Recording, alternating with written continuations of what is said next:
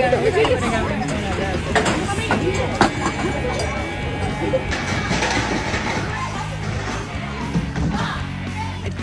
him! Somebody, she tried to grab my bag, you guys.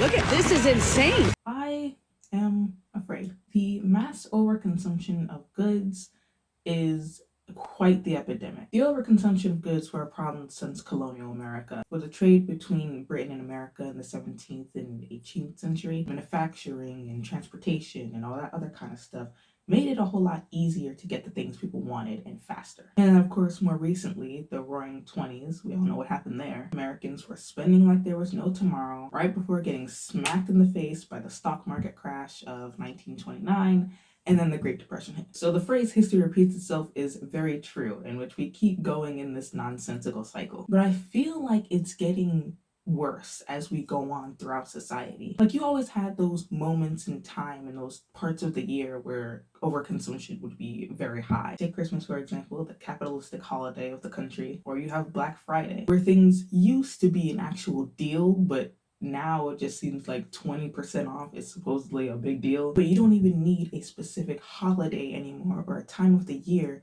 to just start buying like crazy. And it really does beg the question of why. I love social psychology. It's one of my favorite subgenres of psychology as a whole, because I've always kind of had a habit of watching people and observing the way they do things. And since that whole Stanley incident, which we're gonna get into in a second, blew up, I want to know what it is that drives them to behave this way. Like, what about society right now is so appealing that people constantly want to buy? A lot of them boil down to the internet, but I don't want to just say the internet because that's the obvious. But there's certain aspects of the internet that I've noticed that definitely influences a lot of buying. And starting with just that, influence. Everyone is so easily influenced on the internet. Before we had the internet, back in my day, not really. I'm not that old, guys. When you had nice things, the way to brag it off was to invite people over to your house and be like, oh, here's my nice fancy couch, or here's this plant holder that I found at some fancy antique store, something like that. That's how you would show off. They would have to come to your house and then they would get jealous. But with the internet, it is a whole lot easier to brag about what you have and show off what you have to a much wider audience. Hauls was one of the most frequent ways that you did this, especially on YouTube. Y'all remember back in like 2016 YouTube, but every kind of lifestyle YouTuber would come in with a haul. But it's not like they would just do it every day. It would normally be for a special occasion, like a birthday haul, a Christmas haul, a fall decoration haul. But now every time you turn around, someone's having like a $750 Shein haul, a Temu haul. Don't even get me started on Temu. I want to make a whole video on them. But you're seeing a lot more hauls. You're seeing a lot more buying in bulk rather than just going to the store and be like, oh, this is a cute top, and picking up one. With this influence, there's also this common trend of people creating problems that they never had to try and fix said problems. The best example for this, kitchen gadgets. I'll admit, some gadgets that I see are practical, kind of. I could see me using it. But then you just have the ones that make absolutely no sense. The ones where it's easier to do it the traditional way than to even use the gadget in the first place. And things that are just, again, in hindsight, probably sound like a good idea, but it's just very questionable the more you start to think about it. Like this, for example. This is how I make my fruits and vegetables pink. When it comes to pink, obviously I gotta go all out. We all know they don't have fruits and vegetables in pink, so we gotta make them pink. Beautiful tomatoes, put them in pink protectors and boom, we got ourselves some pink tomatoes. It's beautiful. I don't care what anybody says. Last but not least are these onion protectors. Like, look at that. It is silicone, so it's kind of harder to close, but I love it anyway. Now, I was really trying to sit back and be like, maybe there are some practical uses to this.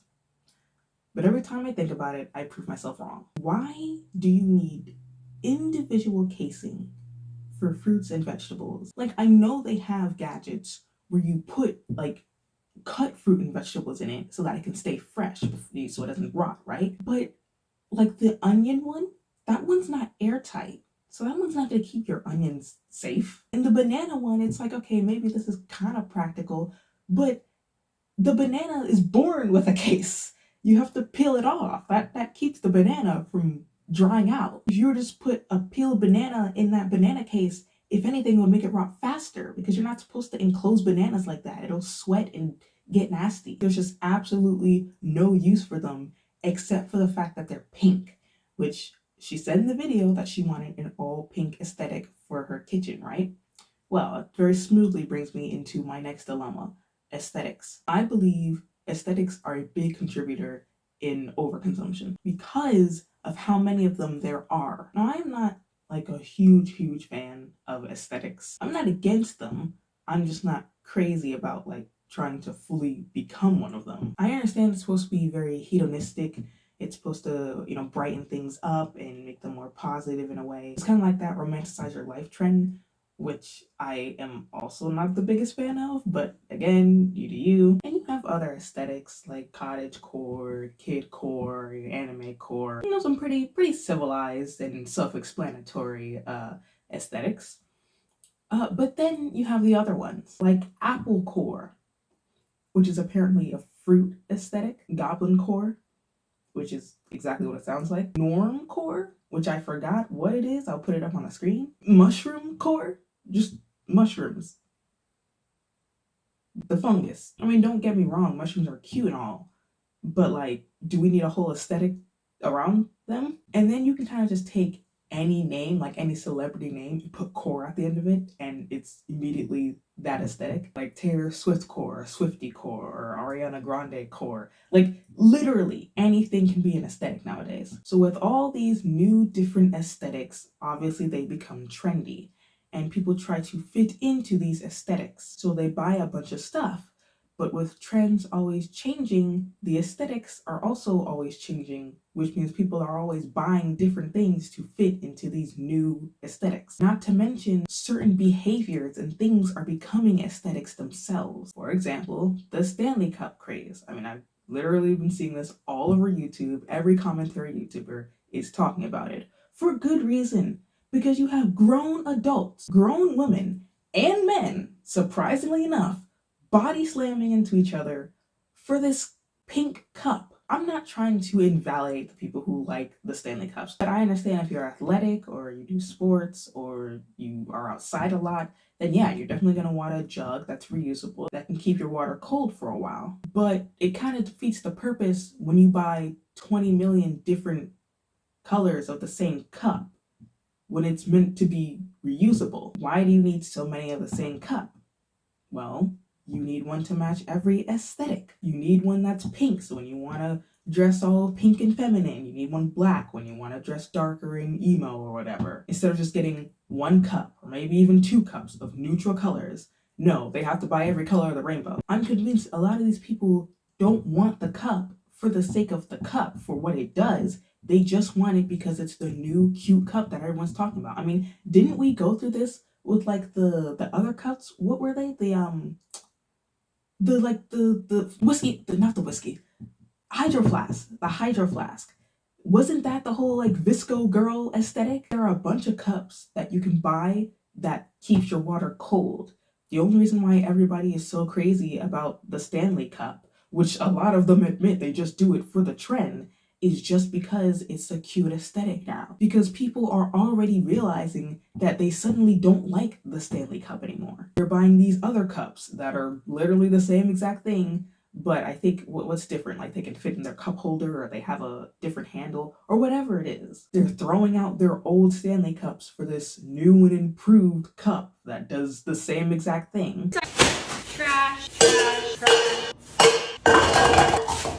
This is your sign to get rid of all of your Stanleys because the new water bottle tumbler of 2024 is here. First and foremost, there's absolutely no spilling. It still fits in your car cup holder. I am forecasting that the Stanleys are out for 2024, and I have a couple reasons why. Loved my Stanley. I was a Stanley girl for a couple of reasons. It actually kept my water really cold, and it fit in the cup holder. That was the best part. That was innovative. However, they're gonna be out for 2024, and I'm currently searching for the next new water bottle. One, it has a plastic straw, which is just not good, period. And if my water ends up sitting for anything longer than a day, it always tastes and smells a little mildewy at the end of my water. Also, it's a 10-year-old like craze, and I think anyone older than like 10 to 17 just doesn't want to, like, you know, that's just like a You know what I'm saying?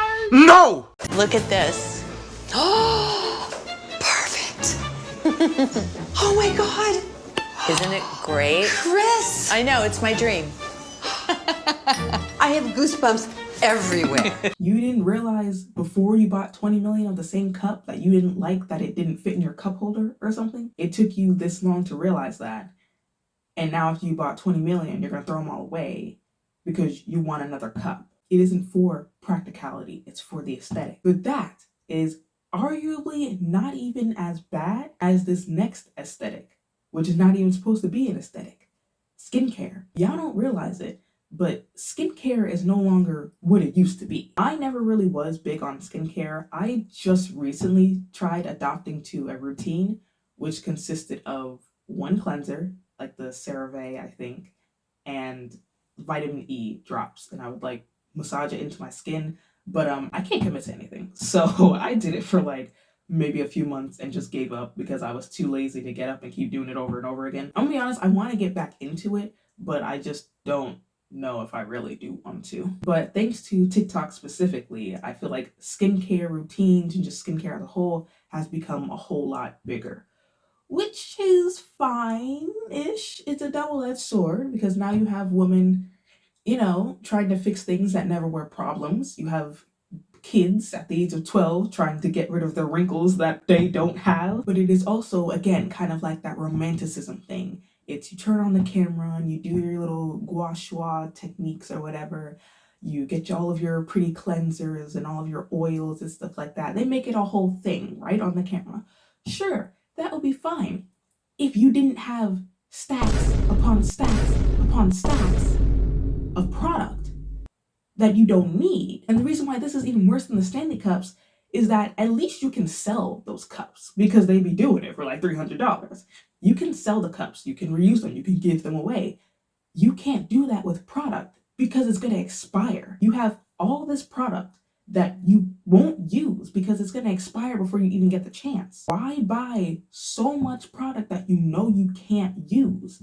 Because it's no longer about skincare. It's an aesthetic. It's the I'm that girl aesthetic. I live that kind of life aesthetic. I take care of myself aesthetic. And it completely washes away what originally was supposed to be of all these skincare products and techniques. Like they don't do it for the practical reasons. It's just so you could look like that skincare girl. And now, of course, as somebody who does not like shunning our responsibility from these grown adults, which I'm not trying to do, they themselves are responsible by the fact that they have absolutely no self-control. I don't know exactly what it is. This one is a little bit difficult for me because I'm trying to incorporate just like social norms and everything that's going on and wondering, what is it that is causing so many, specifically adults of this generation, to just have no self-control anymore? Because I mean, you have grown adults out here acting like kids. They act like babies, children. They throw tantrums in stores. They fight each other for cups. That's what my little 6-year-old and 9-year-old siblings do. Okay? 20, 30-year-old women and men should not be acting like that. And I've seen the theory on just why people are so obsessed with like kidcore, like I was saying earlier. That's a whole aesthetic on like going back to your youth and wearing childish things and doing childish things. I watched a video from a YouTuber, philosophy YouTuber that I watch a lot. Okay, so here's the thing. I always see her name, but I don't know if I ever pronounce it.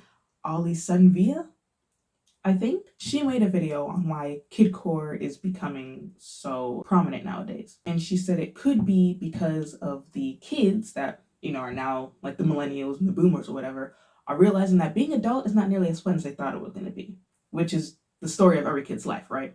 Everybody wants to grow up and, oh, I can't wait till I drive and move out and do this. But then they forget all the responsibilities that come with it. And then, you know, reality hits you like a truck. So she was saying that the reason why maybe kidcore is becoming so popular is because these adults are realizing that their fantasies they wanted to live out was not, or is not what it is. So again, that's just a theory of maybe why so many adults are acting like children and thus have no self-control because they just act like babies. Another theory that I thought about was this whole self-care movement we have going on. Nothing wrong with wanting to treat yourself. That's not conceitedness. You know, a lot of people tend to say that. Treating yourself is not conceitedness. until it is. So when you're telling people to constantly treat themselves and love themselves and reward yourself and that kind of thing, it can turn into overindulgence. Because normally, you would treat yourself if you actually did something good. Like you would reward yourself when you had something to celebrate. But now it's just like, celebrate your existence. And here's the thing. Of course, being alive is a gift, and that's great. People go through life, stressing so much about what they're worth to everybody else. And it's like, you being here is enough. Sure, it is enough. That's lovely. That's a great sentiment. But remember the days where we used to reward people for like graduating grad school or, being like the best at your work or something like that? You understand what I'm saying, right? Now we're just rewarding nothing. We're just saying, treat yourself, even though you've really done absolutely nothing to deserve being treated. Give yourself a break, buy yourself this, go buy that thing that you wanted, without any limits to like what we should actually be rewarding. You just keep indulging, you keep treating yourself, and it just leads to this cycle of rewarding nothing. You keep giving to yourself, and you're not really putting in anything to do anything. So again, just a theory that could be another reason why lack of self-control is becoming a lot more prominent. Now, this last theory, right? This last theory may be a stretch for some of y'all. Y'all may not agree with it. That's perfectly fine. But it is something that I cannot ignore because I thought about it for a while. Specifically in America, what if it could link to just this overall decrease in practice of religion? Now, all you atheists who are about to click off, calm down. If you think that this is some ploy to try and make you join my cult, that's exactly what it is. Join our guild, please. No, I'm not trying to recruit anybody. I'm not trying to convert anybody. This is not at all what I'm trying to do. I don't really care what you practice, what you believe in. It doesn't matter to me. You can do whatever you want. But again, this is something that I feel like I can't ignore. I'm not saying that America doesn't practice religion, or a lot of people don't practice religion anymore in America. I don't know what the percentage of atheists versus people who are religious are, but there are still a lot of people who do practice religions, right? But it was a whole lot prominent before when it was forced on a lot of people, specifically Christianity. So now that America has, separated church and state, you're not forced to practice a religion anymore. A lot of people are finding themselves what they truly believe in. A lot of people are detaching themselves from practicing a religion, right? Again, perfectly fine, do whatever you want. But something to keep in mind is that religion was always essentially a very restrictive thing to practice or thing to do. Because of the concept of heaven and hell, of course, there would be a lot of things that you were restricted to do or things that you were not allowed to do because of what you practice. And before any atheists, because I feel like this is an argument that atheists bring up a lot, atheists who try to invalidate other religions. I'm not just saying people who don't believe as a whole, a lot of them don't care, but you always have those atheists who are so ready to invalidate all religions because of the heaven and hell thing. And they're like, oh, see, this is why I don't practice a religion. It doesn't make sense, doing things just so you don't go to hell or doing things just so you go to heaven. First of all, that completely defeats the purpose of religion in the first place. If you are only doing things for the sake of not going to hell or for the sake of going to heaven, then there's no point in practicing the religion in the first place. Because even if you break one of those codes of the religion, right? And depending on what you believe, so I practice Islam, and there are a lot of things we're forbidden to do, right? It's not like the minute you commit one wrongdoing, that's it. Just straight to hell, a giant hand comes in and claws your soul back to the underworld. It's that's not really how it works. The rules are more there to guide you on just being a moral human being, which you don't need to practice religion to get basic morals through your head. I'm not saying that at all. But it's more of just a spiritual journey than it is you only doing things just for the sake of it being forbidden or for it being allowed. You don't just be kind because, the Bible tells you so or because God said so. There's more to it than just that, heaven or hell thing. And my second point, if you want to get technical, right? Literally everything, our entire world is run by the concept of reward and consequence. That's how you keep things in order. Parents do it with, their kids and their pets and stuff like that. If you do something good, you get a treat. If you do something bad, you go into a cage. The pet, not the child. I don't put children in cages. You have no proof that I do that. And think about the law system. You're not gonna break a red light right in front of a cop because you know what the consequences are. And laws don't completely stop people from doing wrong. You still have murderers and robbers and such. But overall, a lot of people will not do certain things because they know they will get caught and there will be consequences. So that's just how our world runs. So it's not like the heaven and hell concept is so bizarre. It's like, oh, you don't get to do what you want. You don't have free will. It's like, well, technically you don't have free will in the real world anyway, because if you wanted to kill somebody, you wouldn't, because you know you get in trouble for it. So just went on a rant and a tangent there, but it is related because, once again, as I was saying, so the heaven and hell concept, or just the concept of wanting to be a morally good person based on the standards of that religion, help for people who are religious to abstain and to learn self-control and be able to stop themselves from certain things. So one of the most common ones is no intercourse before marriage, right? Several religions that do this. Islam does it, Christianity does it. There's also, if I'm not mistaken, Buddhist monks actually don't have intercourse at all. They actually completely abstain and stay away from women. I think a lot of them do like a lot of meditation in temples and stuff like that, but there is completely like no intercourse even allowed. But today, in Western civilization and in America specifically, things like hookup culture is completely praised and applauded because, woo, you got laid with like an outrageous number, like 36, like how many bodies you have, and the answer 36.